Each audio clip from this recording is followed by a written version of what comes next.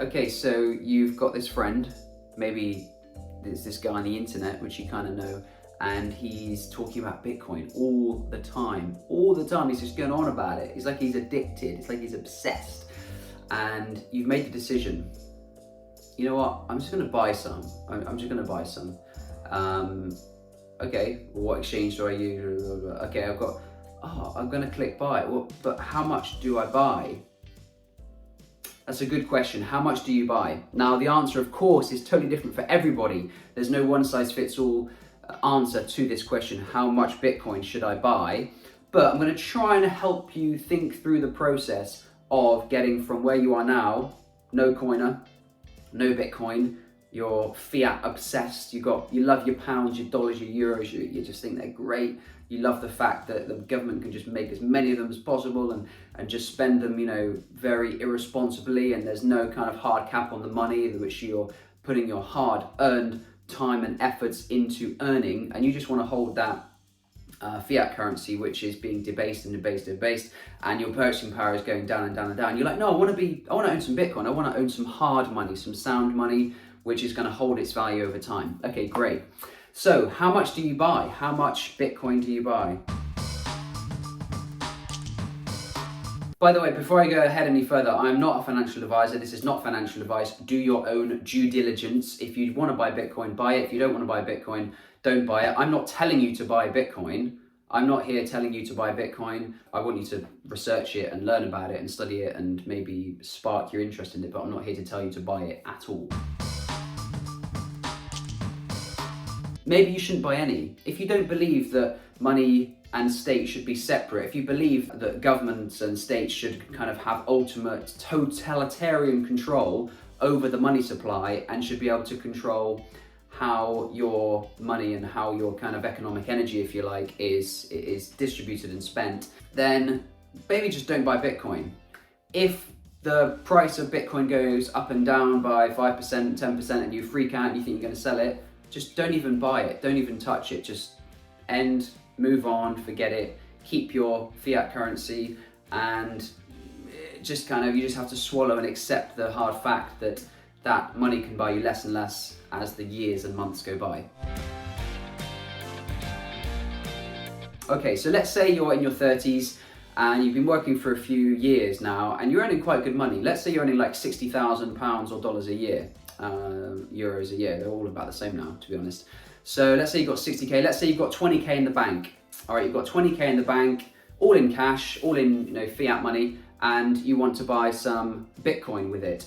But you also earn 60k a year and you've got no plans, you're not going to buy a house anytime soon, you're not getting married next year, you're just kind of saving for long term. How much should you buy? Well, that's a good question. Out of 20,000, you might be thinking, do I put it all in? Do I put in 5,000, 10,000, 1,100? So if you've got 20 grand in the bank, don't just buy 100 quid worth. You may as well not bother, to be honest, because even if that 100 quid becomes 10,000, it's like, great, so what? You're earning 60 grand a year. It's like the same as getting a pay rise. It's like, no, you've got to make a meaningful amount. So even if you were to put in 10% of your £20,000 saving, then at least that would be £2,000. If that goes up 100x, then you got yourself 200 grand. Okay, it's good, right? It's a good amount of money. What that 200 grand can buy you in 5 years, who knows? But the point is that you've bought enough Bitcoin to make a significant return in actual, nominal pounds and real numbers there. Okay, next example. Maybe you're in your 20s and you've got a good job. You're earning £30,000 or euros or dollars a year, and you want to buy some Bitcoin, but you've got no savings because you're in your 20s and you've had a good time and you've been traveling around Southeast Asia and you go on holidays a lot, you like to go out every Friday night, and you've got a brand new car. So you've got some money, you've got some income, and you want to buy some Bitcoin, but you don't have like a lump of, you haven't got like 10, 20, 30 grand just sitting there in cash to kind of put into it. What do you do? Well, this is easy because the answer is you dollar cost average or you pound cost average. That means you buy a little bit each month and you set it maybe on the 15th of every month or the 25th of every month, the payday or whatever, or the beginning, and you just take a fixed amount which you agree, you know, maybe it's 100 quid, maybe it's 200 quid, maybe it's 50 quid, and you can put that into Bitcoin every single month, and then you'll be surprised how over the long term that actually builds up and up and up and up. And at that case, if you think about it in terms of like, well, it's 50 quid a month, so I spend 50 quid a month on what, like, well, anything like coffee, lunches out, easily, probably a lot more on things like that, like fuel for your car, petrol, diesel, gasoline. You're gonna fill up your car and spend way more than 50 quid a month on that. So if you think about it in terms of like a small amount, 50 quid, 100 quid, whatever it is each month, and then over the long term, you will see that actually, because Bitcoin historically has always gone up over the long term, and I see no reason why that wouldn't continue, you'll find that actually your the amount you put in, say after 10 months it'd be 500, and then after 20 months it would be 1,000, that's more likely going to be worth a bit more. So we've talked about those two things, but the really, really, really important thing here is that you should only buy the amount of Bitcoin according to your understanding and your conviction and your depth of knowledge surrounding Bitcoin. If you don't know what Bitcoin is and you've just got a mate who's into Bitcoin or crypto or whatever, and they are telling you buy some Bitcoin, and you kind of you do it just because, oh, it's just you'll shut up and leave me alone. Which, you know, that does happen actually, and you can buy some, and then you might not even research it, you might not actually understand what Bitcoin is or why you bought it. Now, what are you going to do in that situation? I'll tell you what you're going to do. You're going to buy some, it's going to go up by 50%, you're going to go, oh my god, I've made £100, and you're going to sell it, you're going to just shift it and you're going to get rid of it, like this guy here did. Have you ever bought any, sold any? Yeah, I have bought some, and I did sell it all. You've sold it all? By mistake, before, because there was a huge crash, then it went back up. Yeah. And I sold it when it was back at the high, and then, of course, it did the huge loop and shot all the way back up.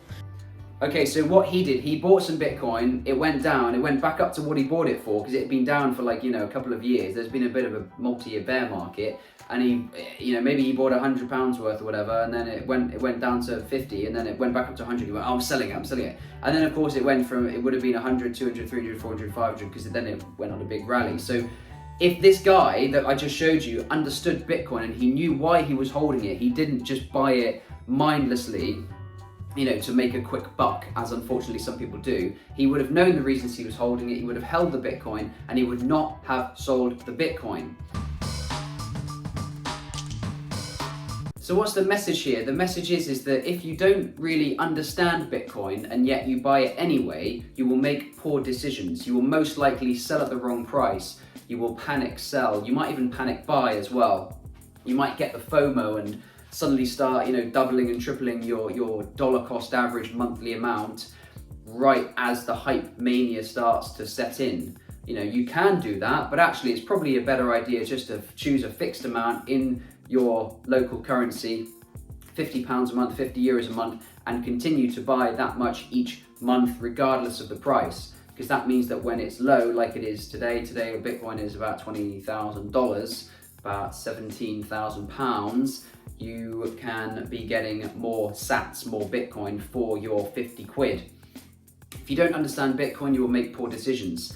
As you go through your Bitcoin education journey, if you like, as you learn more about Bitcoin, as you understand the value proposition and just how revolutionary Bitcoin would, and potentially will be for the world in terms of a new kind of deflationary monetary system, not based upon, you know, paper money backed by nothing, you might actually start to feel more and more confident holding not just 5% or 10%, but maybe a little bit more of your savings denominated in Bitcoin. You might convert more of your fiat money into Bitcoin as you understand Bitcoin better. Should you go all in? I don't think that's a good idea, because Bitcoin's future is not guaranteed. Nothing is guaranteed, but there is always a chance that something unforeseen could happen. So, do you want to be holding 100% of all your savings in Bitcoin? I wouldn't. I certainly wouldn't recommend that. And none of this is financial advice. There are people who do have all of it in, and if it works out for them, they're going to be very, very, very, very rich. And if it doesn't, then they'll lose everything. Now, you know, if you've got responsibilities, if you're a certain point in life, you can't really maybe take that gamble. Maybe you've got people who are dependent on you financially, you've got family, whatever. You might not want to take that risk. So I've never suggest anyone to do anything. I'm not telling you to buy Bitcoin. I'm not telling you to sell Bitcoin. Certainly not telling you to go all in on Bitcoin. There's a right amount for everybody, and that is different depending on the person. Somewhere between, you know, more than 0% and 50%, somewhere like that, is probably about right. Obviously, towards the lower end, if you don't really fully understand why you're buying Bitcoin, if you're really confident and you feel like you really love Bitcoin, you're really passionate about it, you understand the positive effects it can have, not just on you, but on kind of the global economy, if you like, and in banking the unbanked and giving economic opportunities to people in much poorer countries where they can't just buy the S&P 500, they can't just buy, you know, the UK FTSE, they can't buy the NASDAQ, they can't partake in financial markets, but they can buy Bitcoin, because it's, you know, Bitcoin doesn't care who you are, doesn't care where you live, doesn't care what country you're in, what language you speak, what religion you are, what color your skin is, how much money you've got. You can buy £1 worth of Bitcoin, you buy $1 worth of Bitcoin. There will only ever be 21 million Bitcoins, and right now there are about 8 billion people on the planet. 21 million divided by 8 billion is 0.002625. I'm pretty sure that's right, 0.002625. Now 0.002625 BTC today will cost you about 60 USD or 60 euros or about 50 quid. Now that will actually give you your global share of Bitcoin. If all the Bitcoin was evenly distributed among everyone in the world, it would be about $60 each. And you can buy your $60 worth today, and then you can have your global share of Bitcoin. If you buy 120, you'll have twice as much as your average share. If you buy 240, you'll have 4 times as much as your average kind of global share of the pie, if you like. And by the way, that's 21 million Bitcoins total ever. That's not including Satoshi's coins. He mined 1 million and they've never moved, so most people assume they won't. There's lots of coins which have been lost, so you could take off maybe another couple million for that, and there's about 1 million left to be mined, a couple of million left to be mined, I think. So actually there's only about 18 million. If you take 18 million divided by 8 billion, you get an even smaller number. You get 0.00225? 0.00225. Yeah, so that will cost you about $50. So point is, it's even less. So even if you're buying 50 quid, $100, and you just buy it and forget it, that's actually, I mean, it's kind of better than nothing. It's not really worth bothering with if you've got a lot of savings. But at the same time, I'm trying to emphasize how little Bitcoin there is considering the global population and how cheap it is today to get your global share. So in summary, there is no right or wrong amount of Bitcoin to buy or not to buy. Not everyone should own it. There are a lot of people who should just never own Bitcoin. If you've heard about Bitcoin for years and years and years and you've still never bought it, there's probably a reason. Just don't worry about it. But if actually you've not really heard much about it, you are a bit interested and you want to learn more, then maybe it's a good thing for you to buy a bit. Not everyone should buy any, and I wouldn't recommend people to go all in. Somewhere between maybe a 5% to a 50% allocation.